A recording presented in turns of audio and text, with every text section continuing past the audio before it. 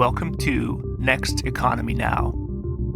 The goal of this podcast series is to highlight the leaders who are taking a regenerative, bioregional, equitable, democratic, racially just, and whole systems approach to creating the new economy. So this is Next Economy Now. It's a podcast from Lift Economy. Lift Economy is an impact consulting firm whose mission it is to create, model, and share an inclusive and locally self-reliant economy that works for the benefit of all life.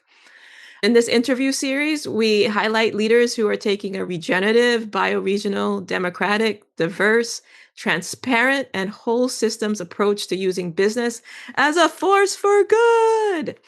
And we also interviewed change makers and thought leaders who are helping imagine and nurture a world that benefits all life. And I'm very excited to have Tatiana Chaterji on, because one of the things that I think is so important to creating a world that benefits all life is an alternative to the punitive penal system that we have in this country and so much of the world. Tatiana is writing a book with Teachers College Press to connect the dots on RJ as practice in high-level settings, such as victor offender dialogues. And also she does work with restorative justice in schools. RJ is an acronym for restorative justice. She is a seasoned practitioner of restorative justice with over a decade of experience in education, prisons, nonprofit organization, and community collectives. Her origins in transformative justice movement comes from her time at Insight, Women of Color Against Violence and Creative Interventions. She's a lifelong student of harm and conflict response beyond the limitations of the criminal legal system. She has mobilized survivorship from violent crime to radical love, and she's committed to creating pathways for dialogue and accountability where there is disconnection or pain. Tatiana Chaterji is the founding member of Partners for Collaborative Change, a network of popular educators who provide coaching in participatory action research, and they hold space for learning and growth in anti-oppression and authentic community engagement. They also use theater of oppressed and liberation arts. Okay. So welcome, Tatiana. I'm so excited to have our readers know more about this important work, and I've enjoyed so many of our conversations about restorative justice. First of all, could you define restorative justice for our listeners? Sure. And hi, everyone. Hi, Phoenix. So good to be here. Restorative justice is a set of practices that challenges us to move from our authentic selves. And we can locate some of the origins in Indigenous peacemaking and also in traditions in Rwanda, what they call gachaka or justice on the grass. And it became popularized in the West, sort of around that time, also of South African Truth and Reconciliation. And through Howard Zehr and the Mennonite community, a lot of the Native people who have held these traditions have been erased from the conversation. And I think it's really important to be accountable for that when it comes to the Indigenous origins and the North American, what people call Native peacemaking processes. And so in the Oakland community, we learned through Kay Pranis, who's someone I consider a teacher of mine, and who also has been called out in various ways. And there's been some controversy around whether she had permission to share what she had learned from First Nations people in what's known as the Yukon territory, the Tagish and Tlingit people. You know, that people have taken different sides on this, and it breaks my heart to be part of this. And so I honor the legacy of my teachers and people who I also don't know in this segregated anti-Indigenous, Indigenous erasure sort of community. And as a settler immigrant to this land, it feels complicated. I'm in my own quest around accountability, but I have to sort of foreground that, that these are practices that reach to ancestral ways of being that may have commonalities with many cultures outside of Indigenous Americans. And there are some specific practices, such as the use of the talking piece or some of the circle format, for example, that do come from particular communities. And so I point to Justice Yazzie from the Navajo Nation, who has a great text called Life Comes From It, for people to know a little bit more on what is this cosmology and theory of doing justice in this way. And yeah, I kind of went a little bit beyond your question, but it feels important to say. Thanks for thanks for listening. I love that. You want to acknowledge the history, the context, the historical context about this, and that it's not just this new thing. It's like actually incredibly old. Like people were trying to handle harm way before the penal system. I actually want to take a break because I realized I didn't introduce myself. I'm Phoenix Soleil. I'm a partner and co-owner at Lift Economy. And part of my job, because with nonviolent communication, is I'm certified trainer in nonviolent communication, which is in many ways a restorative practice adjacent, because what we're trying to look for is peaceful means of handling friction and tension. And that's why I've been so passionate about it, because not only has it supported me and supported the organizations that I work with into creating peace where there's friction, but it's also just deepened my enjoyment of life because of creating spaces for more depth and intimacy, which I think makes life more worth living. But in this conversation, I wanted to focus on harm, because I think this is where, to me, this is the most important, one of the most important conversations we can have, because there's like, how do you create a peaceful world? Because humans make mistakes. Also, sometimes humans create harm for each other. And sometimes we are in places of, I mean, you can see it when you look online, look on the news, like just the amount of violence and pain that there is in the world.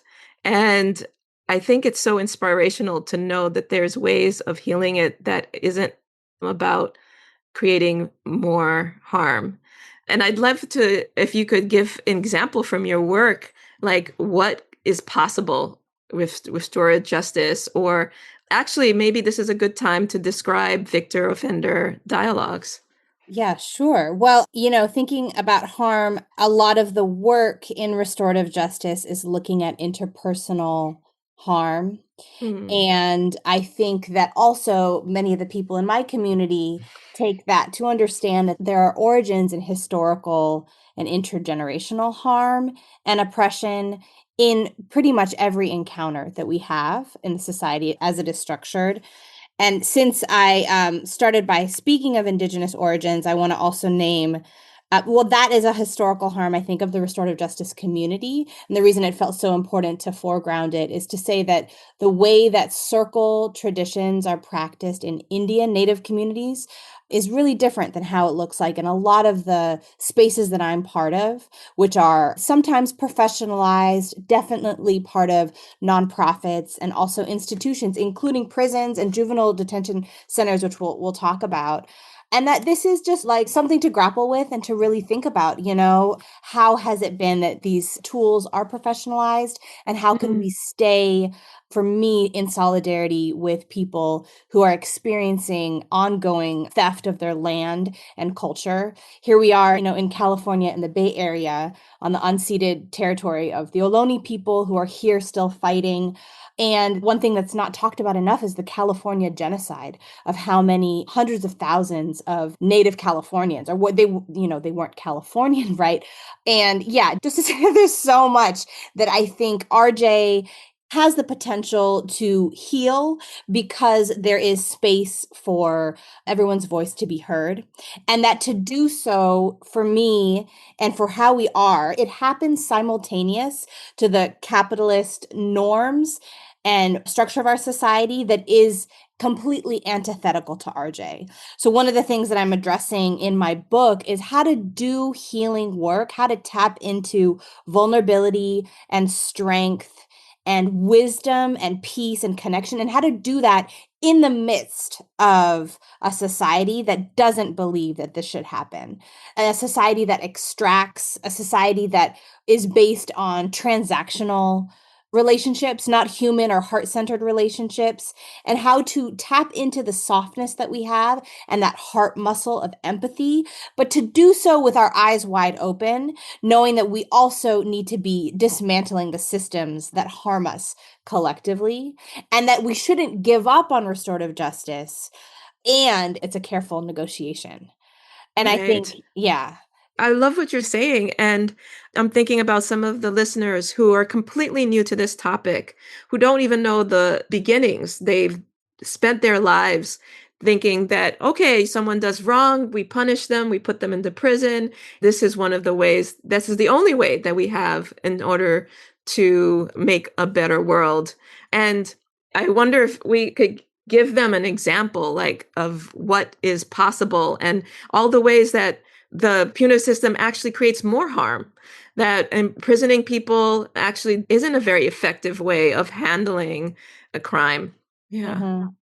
Yes, absolutely. Well, I'm so passionate about this, so I could talk in so many ways. I think one of the ways that I'll start is around this binary between victim and offender. And to Mm, say that in the communities that I work in and in our society at large, I would say that most people who are serving time, serving a criminal sentence, or are on probation, or in other ways surveilled or detained by the state, that these individuals are also harmed in some way, and very often also could be considered crime victims. As in, they are victims, they've been victimized by crime. Now, I'm not a lawyer. I situate myself outside of the legal system because I see that it is the opposite of justice. It sort of props up capital and protects private property rights more than human life. But to say that, our system is predicated on people who do harm as if they are harm doers and only harm doers, right? When people's identity is based on the worst moment of their lives, when they have committed some grave offense, they are defined by that. Then how to also see their holistic self, their childhood, their experience, their social network, and in what ways were their needs met or not met, more often the case. And so if we are able to sort of flip our understanding of that these people that we're locking away, are human, and actually they are victims. They are survivors of violence, and not just interpersonal, but also state violence or intergenerational harm. Where is justice for them? And how do we hold a rigorous analysis around that while also understanding that if they committed harm, how can they be accountable in a way that meets a survivor's needs for closure, for peace, and for reassurance that it will never happen again, that something like what has happened to them will never happen again. And, I can cite to some surveys of crime victims, Alliance for Safety and Justice. I was part of some of their earlier work when they were Californians for Safety and Justice, and then Crime Survivors for Safety and Justice. But, they've done a lot of advocacy to sort of flip that narrative around victims wanting people to be locked up. And some of my own political education has been around divorcing the marriage, I guess I should say, between the mainstream crime victims movement and the prison lobby, including the Correctional Officers Union, or what they're actually known ironically as the Peacemakers Union or something. So, that they reinforce each other, that victims who are putting forward a more retributive vision for justice supports building of new prisons, stricter sentencing, and sort of the devastation of communities, mainly communities of color and poor folks. Yeah, this is rich work, and it's great to have a view of some of the advocacy that's happening here. And I was wondering, since we've talked about this, if you'd feel comfortable talking about your own experiences as someone who has received harm, so that we can really give people a personal understanding of the possibility, like what it Yeah, gave absolutely. you. Yeah. Yeah, I mean, I do feel like I'm an evangelical for this work when it comes to being a surrogate survivor in a process of surrogate victim offender dialogue. And so, what I'll say, I can share my story, yeah, and to say that not enough people know about this as a pathway of healing and that it isn't institutionalized in our systems. So, Mm. there's something sacred to know that these community accountability processes are happening outside of the state. And I also think that we need to be thinking about what it means to use perhaps these mechanisms to weaken some of the punitive elements of the carceral state. Okay, so yeah, I mean, and many people, I don't know who our listeners are, but some of you may have already understood my story. When I was a young woman, this would have been 15 years ago, I was struck in a vehicular assault that was a hit and run. The driver may have mistaken my identity or may have targeted me because I was walking with someone who has a disability, or perhaps for myself. What is understood is that they revved the engine, flashed the lights, and may have yelled or tried to intimidate us in some ways before charging. So I was struck. I was the only one that was struck. I flew up in the air, landed perhaps on my head, and the driver ran off, I think running over part of my body. I had a traumatic brain injury. The blood that was collected above my brain was squeezing it so tightly that 20 minutes more of that would have been fatal.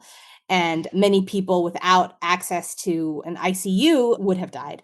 I was fortunate to be able to get to an ER. They induced a coma, and I was in that coma for 10 days, waking up actually on my 23rd birthday, which is, I often think about this post my life being bifurcated between the pre-injury and the post-injury life, and this second life or this second breath, and really a blessing to be able to be here, knowing that so many survivors of this kind of harm, and increasingly there's more and more vehicular assaults that we're Oh, seeing, especially from just various kinds of hate, communities of hate. You just see hate and domestic terrorism, white supremacy. We see that a lot. So my experience with brain injury survivors has been profound, because a lot of people who are veterans come home with a brain injury that was sort of like a marker of the Iraq war.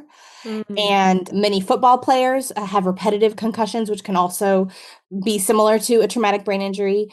And I've also actually met quite a few people who've had traumatic brain injuries from police violence and mm. also from serving time in a prison and being beaten.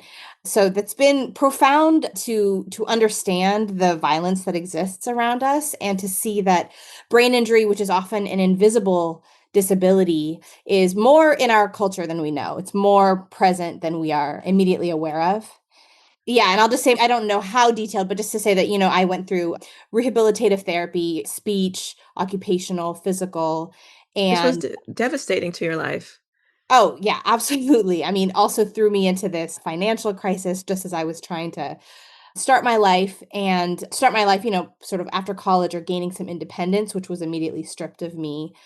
And yeah, I mean, I could say so much more about my relationships and sort of how I understood my sense of self for this to happen at that time.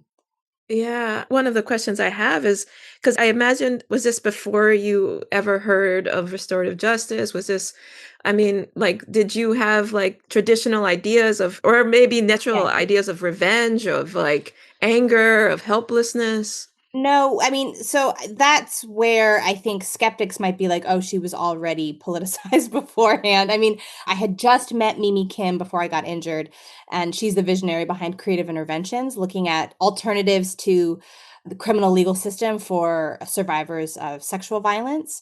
And I had been part of Insight Women of Color Against Violence on the East Coast, and radicalized and sort of understood pretty clearly the connections between So this happened before this, this is the, before. This is before my injury. Before my injury, sort of, I identified as an abolitionist. I had the poster of critical resistance and insight women of color, connecting the dots around gender-based violence and state violence. That was like on my wall. okay. So I was sort of already critical, but I hadn't had the experience of being harmed in a community. I had the privilege to not be engaging in the street economy or anything that would cause undue risk to myself and my safety. And then I also had not been profiled by the police. What the police basically did is assumed that I was in a gang, which is, if you know anything about my background, is just the most preposterous thing. But it was easy for them to do, and they told my father that if I had died, they might have investigated, but because I didn't die, they weren't going to. And No. the community members, the friends and relatives and people that tried to put pressure on the police detective, I think it really backfired. The energy was like, who the heck does she think she is? And I think I've heard this from other crime victims who are trying to get justice, get an answer, have an investigation, and understand what has gone on, that they get that kind of attitude from the police, which my heart goes out to every single one of someone who is trying to understand really and look to the police or a court process as kind of being the answer. And it's not so much that I think individuals have vengeance. I think we all have either the capacity for vengeance or really like a clearly defined idea of retribution. But it's also that when when a judge says, yes, like this person who harmed you should serve this sentence, it actually feels like a validation of our humanity. And so many people don't ever get that. They never get that. There are unsolved homicides in Oakland, where I live, and among students and family members that I know. I mean, it's horrific. And so families don't get that sense of closure. In fact, I know people who see the person who they know to have killed their relative in the community. And it's not that if they weren't in the community, it would necessarily be better, but it might be a little better, or there might be some other kind of process that's possible. And so, my case being thrown away, and for me never to know who hurt me, what I do understand is that people came back to the site of the crime and with videotapes or video cameras, and they were wearing masks and hoods and asking if the girl got killed. And so some people were like, oh, because they were trying to confirm that maybe it was a gang initiation, right?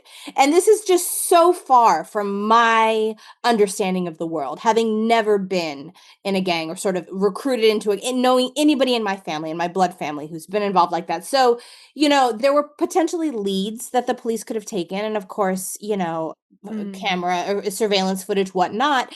I don't have any of those answers. And my closure has had to be with God, or with a sense of knowing that I won't have ever the opportunity to sit across from, it was a young man and maybe a guy sitting next to him. I'll never be able to talk to them, right? And in the early days, I wanted to. I kept saying to people that I just wanted to understand what the heck, why did they do this? They should never do this again. What is it that they need? And I remember saying all of this, and it caused a lot of pain to my immediate family. My immediate family was so worried about me and my recovery. It wasn't clear how well I would recover or what it would look like. People with brain injury have all number of sort of long-lasting symptoms and conditions. And it was too painful. It was easier to sort of consider the person who hurt me to be a monster. And in fact, that word monster was used maybe once or twice. I think people were pretty protective of me and didn't want to talk about it. But to the extent that I understood that's how they felt about it, that was someone else's story. My mother has her own healing journey, and that is, good for her. But for me, the time when I was able to truly heal was in sitting across from people who had committed violence and killed or caused great injury. And they were inside. The first circle that I did of this nature was inside of. Before you describe it, could you describe the Victor Offender dialogues, a little bit about with the background? And then I want you to describe your experience, because I mean, some people might not understand. Yeah. So you like, want me how to did talk you about hear Victor about it? Like, Offender how did you dialogue end before? up across the table from people who had done it? Like, At some point when I was gaining independence and reintegrating into the world, I began to work with Fania Davis at Restorative Justice for Oakland Youth. And it was at one of the trainings that I was either attending or helping to facilitate, where someone told me that actually I could have a circle, an RJ process, even if I didn't know my offender. Actually, it was David Yusum. So just shout out to all these people. And he connected me with Sonia Shah, who's now at the Ahimsa Collective, although she was previously with Insight Prison Project. And I was invited to be part of a circle, which was essentially a surrogate victim offender dialogue. So we were surrogates because none of us did harm or were harmed by each other. And victim offender dialogue, when it is just regular victim offender dialogue, it is the person who was harmed and then the person who harmed them or their family sitting together. And it is initiated by the victim. The victim has to reach out to the Department of Corrections and request this process. I don't know all of the specifics on. I think, there's a number of good people who are doing this work, and it's grown, although I don't think it's grown enough. I am regularly talking to people who have been sitting with pain and harm and the sense of lack of closure from a court process that sort of, even if the maximum punishment was offered, that the family is not feeling the release or the relief, or I mean, how can you when you've lost someone or you've experienced such immense pain? And yeah, I wish people knew more about it. So I guess this is why I'm on this podcast, right? And just want to shout out the Mend Collaborative and Miguel Quesada and different people who are doing this work. Leonard Rubio, who's been at Insight Prison Project. And so that was the organization that supported my first and I think subsequent surrogate dialogues, which have inspired me because I was able to speak on my own terms. First of all, I was prepared. I was allowed to think about what it was I wanted from the process.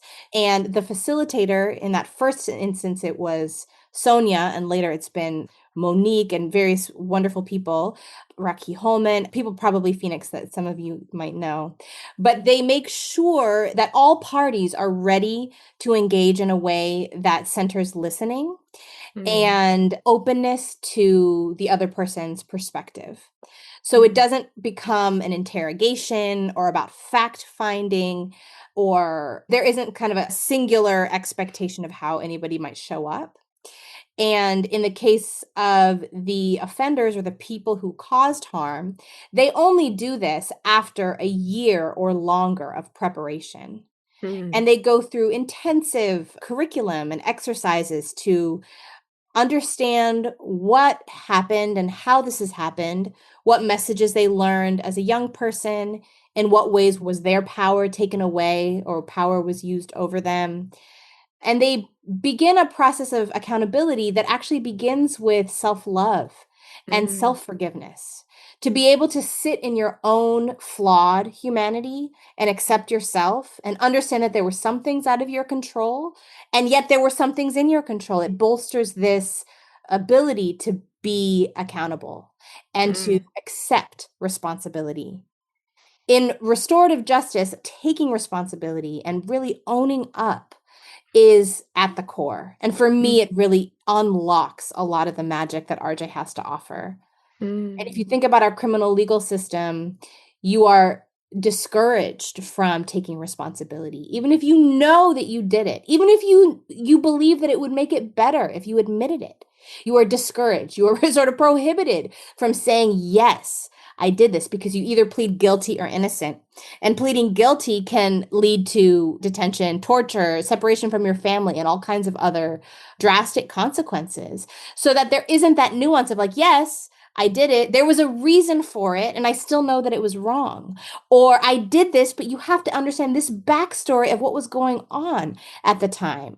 It's just either you did it or you didn't, and there's no gray area. And that's not how humans work. And that's not how crime or violence or violation, none of those things happen in a vacuum. So, being able to really acknowledge that, yes, I did this, and not be in a space of feeling so targeted and victimized yourself, to sort of be like, to build that compassion for yourself and all of the mistakes that you have made, and to hold your younger self with that love and really talk to your younger self and not abandon your younger self. And also get out of a spiral of shame that doesn't allow you to own up, because you're so embarrassed you either avoid or deflect or blame others and not actually just say, yep, I did it. It was fucked up. It was the wrong thing to do. I didn't know that at the time, or whatever else is going on. But to have the complete story often starts with that self-forgiveness. And that's what allows for people who have caused harm to show up. And then whether or not the expectation that a survivor will forgive the harm doer is removed, that pressure is removed. That feels very important for me and other survivors that I support, is that, yeah, you may forgiveness may be a beautiful part of your process. Sujata Baliga, who's another one of my teachers, she talks about forgiveness in a very powerful and profound way. And I think it can be magical. And people sometimes aren't there yet, or it doesn't feel right. And so just to be able to know that the person in front of you isn't expecting that, you don't owe them that, but they have forgiven themselves, or at least part way, or wherever they are on their journey, it allows them to show up with that kind of fullness and humility and strength to just listen and try to make amends, try to do whatever is possible to make it better. Yeah. And what was your experience? You said it was magical. What did you get out of your experience of doing this Oh my with gosh. your. Well, so I talked about sort of the brain injury being that bifurcation between the pre and the post. It's actually another moment of like pre and post is that first circle where it was immediate. It was an Mm, immediate thawing of this tightness and frozenness that I felt around being isolated, being confused, not understanding why this had happened or why me, and being extremely self-centered. I think trauma makes us, out of necessity, extremely selfish and sort of directed at our own pain because we are in it. It was a sort of monumental shift away from my self-centeredness. It was mm, an ability to be like, oh, there is a story behind what happens here. You know, the brutality of day-to-day living, the being on alert at all times because there's danger in every corner, everywhere you look, and having a numbness to causing harm. The numbness of needing to survive and then being numb and almost immune to the human impact of what it means to hurt someone else. In ah, addition to, you know, peer pressure and how younger people are often put in front of, you know, a violent crime for older folks who are in the game, in gang activity or whatever it might be, you know, I was able to see a bigger picture. And then very authentically, a few of the men, I first did a circle with incarcerated men. Actually, I don't even think they were young. A lot of them were older, but they, you know, it was a spontaneous apology.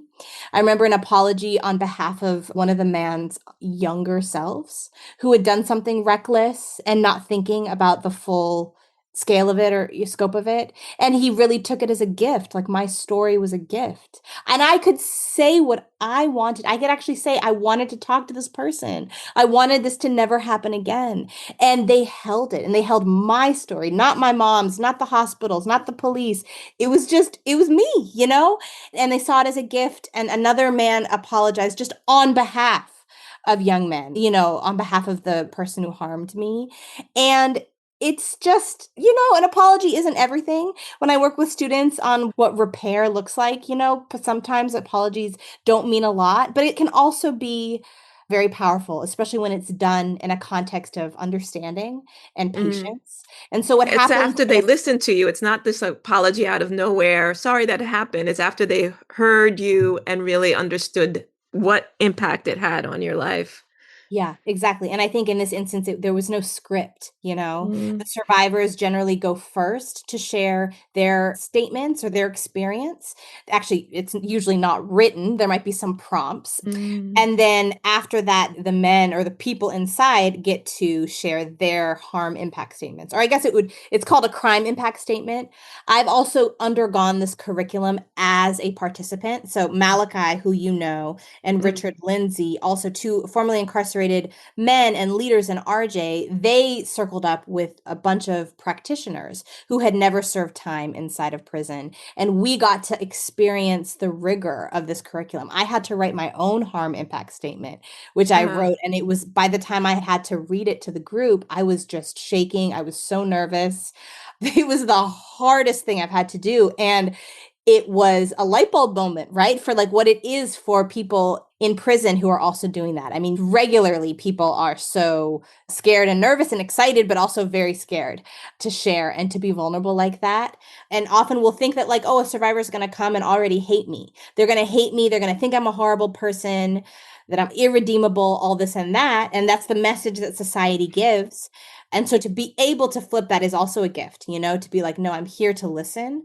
I'm here to heal and to also heal with you and not just at your expense, you know? uh, But this is yeah. collective and we are actually more connected than we are not. I mean, this is beautiful, and I feel lucky because I've gotten to do some of this work in a way because a lot of the mediations I Absolutely. facilitate, there's Yes. harm. It's usually Yes. because there's been harm. I mean, people don't usually want a mediation because everything's been great. um, but I imagine that there's some people who are cynical. They're like, well, maybe they're just saying that they forgive, but it's not really deep. Like, how do you know that not just making up the story that they've actually have regret? Like, I don't know if you can speak to that. Right. Well, so as a facilitator of that kind of process, you would not bring a person who's caused harm into the same room as the person who they harmed, unless there was readiness, unless that person had actually done the work. I think it is very challenging to fake it. This is about like week after week after week going deeper, connecting. Like you can't fake this. I mean, it would take an extraordinary amount of manipulation, rather, and being guarded. And I think what I understand is that we do have our guards up, in a prison. It's ridiculous that I would say that I've found this profound healing in a prison, or that rather I've seen the softness and vulnerability and tenderness that I think is required of healing and of being accountable, that I've seen it in prison. I've also seen it in schools where teenagers. What do you mean by you think it's ridiculous that you found it there? Oh, because a prison is a space of violence. Oh, you mean that it's so surprising, but that you have found it there. Yes, that it's yes, been, yes. That it's been right. So what I want to say is that it's counterintuitive, and people who are listening who know this, they know this. They understand that actually, for me, it's been one of the more safe places that I've been. When I started doing programs in prison, people would be like, "Oh, aren't you scared?" And I was like, no, I feel more safe there than in the street. I mean, and also I think based on a prison facility that has programs for people to do self-work and healing work, that's really dependent on it. Because, it's not an automatic thing that people who are locked up together would do that work. In fact, I think it's really hard to think about RJ in prison because of consent. RJ is supposed to be a fully consensual process. Now, I don't think that prisoners are able to consent to anything. They are not consenting to their isolation. And so then the series of choices that they have there, it's a different framework. So when a person who's serving a sentence is signing up for a program, they might do it for any number of reasons, including to look better in front of the parole board because they are desperate to get out. And I don't fault anybody for signing up to an RJ program for that reason. I think it's very messed up that they have to play that game. But I will say that I don't want to throw away the program also because there is profound healing, an emotional transformation, self-transformation, a growth in self-esteem that can happen out of these programs, out of this kind of a space. So to have Circle, I think having Circle, doing RJ in prison is antithetical because it's like, this is not the alternative to punishment. We are just doing a circle inside. Like, how ridiculous is this? And I guess I'll just say that I don't give up on it. I think there is a place for it.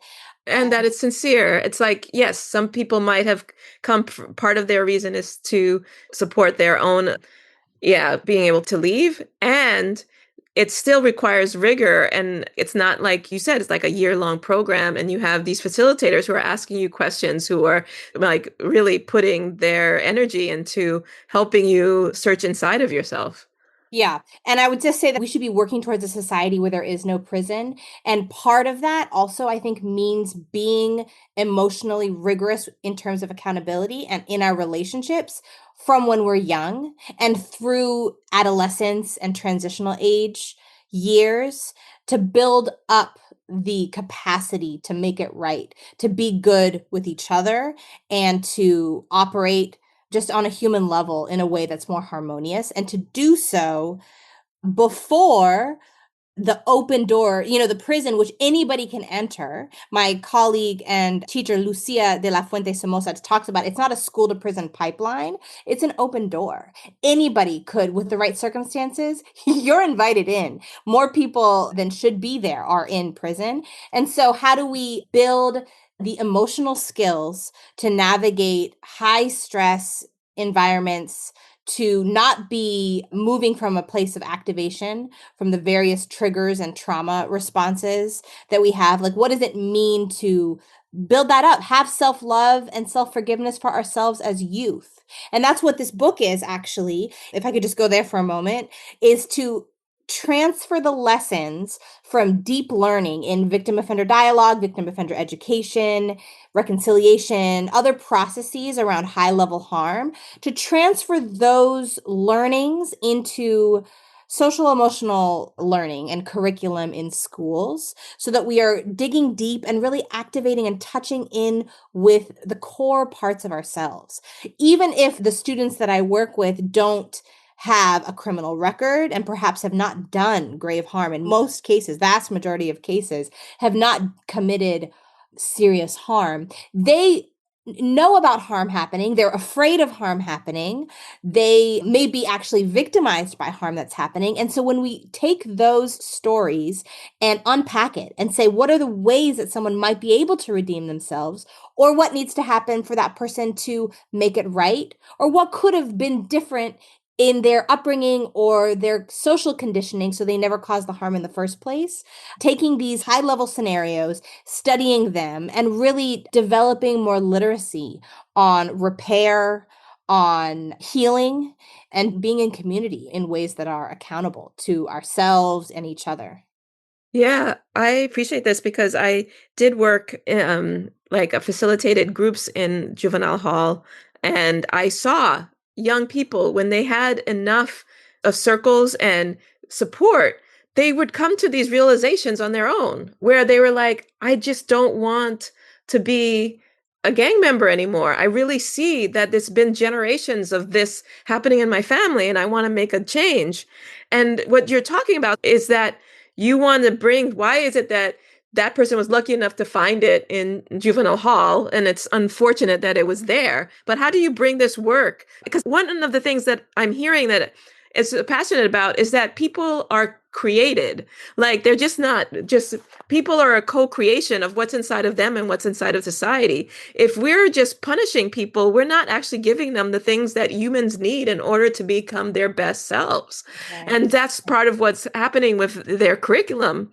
And you're talking about how, what about giving this curriculum to young people before, like creating a society that's full of this information, that's full, so that, because maybe, people don't have the experience of having experience of violent crime, but I think everyone listening has had an experience of being harmed by another human and the pain that that creates. And what if we could start with every human being having that experience of a way to understand it, and a way, and also everyone listening, you've harmed a human being, because that's also part of the human experience. What are the supports you need to take responsibility, to listen, to do some of the things that these people are doing in the prisons, to some of the harms that can be devastating to each other, even if if there's no legal law against it. Mm-hmm. Yeah. And I think one of the things that's hardest is to do this well, you have to have an understanding that accountability, not everyone is going to be ready to be accountable. And most people don't even have the incentive to be that, to sort of account for their harmful actions. And it requires resources and support in the form of perhaps coaching or therapy or different education, political education, other kinds of spaces for people who are causing harm to know that they are loved and accepted for their humanity while also being held to a standard of behavior and basic decency or conduct that isn't harmful to others. And so to have equal parts of love and also structure or discipline around, like, this is how you show up, is very challenging. Can you give me an Referring example to, of when you've seen that happen, where someone didn't have the capacity to take responsibility and they've been able to get to that place?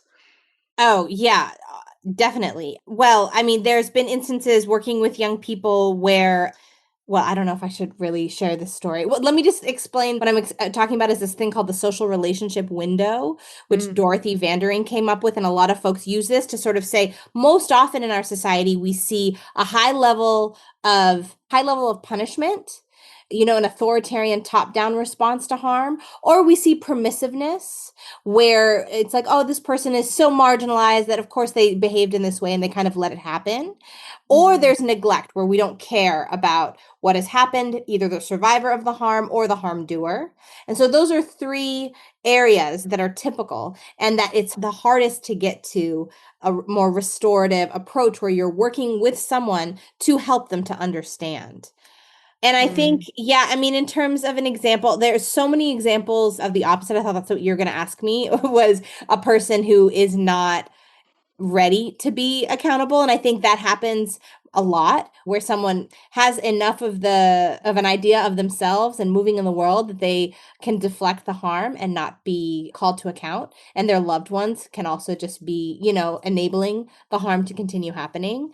And it's really hard to figure out, like, how do you create the right environment and the safety for someone who's doing harm to be vulnerable and safe in their mistakes, safely admitting their mistakes rather than being on alert to protect themselves. Like, nope, I didn't do anything wrong. If I say that I do something wrong, I could be thrown in jail, et cetera, criminalized.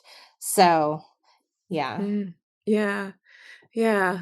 I've seen that, and I see that with the organizations. I mean, it's more like I can see it in organizations where there's no crime, but there's lots of issues where people are not being held accountable. It could be a manager who's losing their temper, or someone who's like making sexual jokes, and how some places they're just ignored and some places they're just asked to leave. And I mean, and this is a radical vision to be able to say, hey, can we have a conversation about this? And or they'd have a place to go in society where instead of it's punishment and you're hoping that somehow the punishment will magically make a light bulb go out, they'd actually have a place that could hold them in their humanity and help them come to a realization of awareness and then make up for it and then work towards never doing it again. That's a society I want to live in. Yeah, absolutely. Yeah. So a couple of, I guess, a general theme from a few different cases that I've supported with is when there's been sexual violence of one kind or another, that either in a school setting where the process is a Title IX complaint, which is a very official and public investigation that happens, and a survivor has to opt out of being anonymous in order to be investigated. And it sort of goes in this punitive direction where if a person is determined to have done wrong, to have done sexual violence, then there's just a punishment, just a straight punishment. In cases where I've known survivors who are like, I don't believe that this is going to make it better. And also, I don't want to be retaliated against. I don't want my name to be public. And this is true also in many HR contexts as well. I do this training called Beyond HR Reporting. And we talk about, the lack of safety for survivors in coming out publicly with any kind of experience that they might have had. And so in the cases where a leader understands either abolition or restorative justice, to be able to adopt a framework that's like, we are going to mandate or sort of require and support the harm doer in some kind of personal growth and education and coaching, understanding consent and physical boundaries, going through some kind of supportive group or individual space to sort of begin to make changes around their behavior. It doesn't require that the survivor sit down with the person who harmed them to reconcile. That is not a requirement. In the cases that I've done, it's often been anonymized in such a way that protects the survivor from having to identify themselves as being a snitch and reporting on their colleague or their fellow student. So there's an art to doing this, because right now our legal system and the official protocols of many organizations are that there's an investigation and then it's about legal compliance. It's about following the law, that a child can have an education regardless of sex discrimination, right? Or in an employment context, that there hasn't been sex discrimination at the job. And it's like, to be able to comply to the law, it's like, okay, but what about the real harm that happens? Because if a survivor doesn't want to come forward for whatever reason, then there is no healing. Sort of the conversation ends. Then the school or the organization just washes their hands of it. There was no report. There was no report that was filed. And there isn't an alternative to actually, let's make this better. Let's allow for the survivor to feel safe and make sure that this harm doer in our midst understands that they can't do this kind of behavior, that it's not right or that it has harmful impacts, etc. So I think that is just sort of in broad strokes. It's hard to talk about these stories, Phoenix, without identifying particular people, in our communities. And it's just to say in broad strokes, that's one example that really highlights how we shouldn't even be having this discussion. We should be going for the support for people to make the right choices and make it better by changing their behavior, by not causing the harm. This is amazing stuff. And if it were all over the world, I mean, this is the world I want. And I could talk to you for hours, and we have talked about, about this for hours. I'm glad to bring some people in, and we need to move towards ending. And I want people to know how to hear about more of your work. And so you can get on Tatiana's mailing list at www.collabchange.org. That's COLLABCHANGE.org. And she's working on a book. When will it be published? In the spring, if all goes well. Okay. Yeah. Spring of 2026. 2026. And also in our podcast notes, we'll have some of the links of the places that Tatiana mentioned so that you can learn more about victor offender dialogues, restorative justice, the work that she's doing with some youth, bring it into your organization. Yeah. Okay. Anything else that you want to say for the readers that you think would be good for them in order to learn more about this work? Oh, just to say that the book is really a curriculum resource for people who are trying to do this in real time. I have some of this theory that I'm thinking about in terms of holding simultaneously the tenderness and the harshness of the world. But it's really like lesson plans and strategies for how you might do this in a school or other context. So yeah, I'm excited for that. And thank you so much for this conversation. It's just an honor to talk about this with you. Yay. Yay. Thank you for being a guest. Hey, Next Economy Now listeners. If you enjoyed this conversation and are looking to dive even deeper into the B Corp movement, you'll love our new podcast, Beyond the B, hosted by Lyft Economy's Amy Allison and me, Ryan Honeyman. Beyond the B is your insider's guide to the B Corp movement.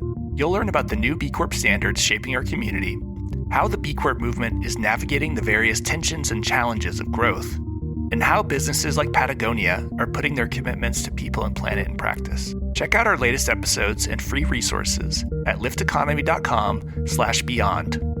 You can also subscribe to Beyond the B on Apple Podcasts, Spotify, YouTube, or wherever you get your podcasts. Thanks again for listening.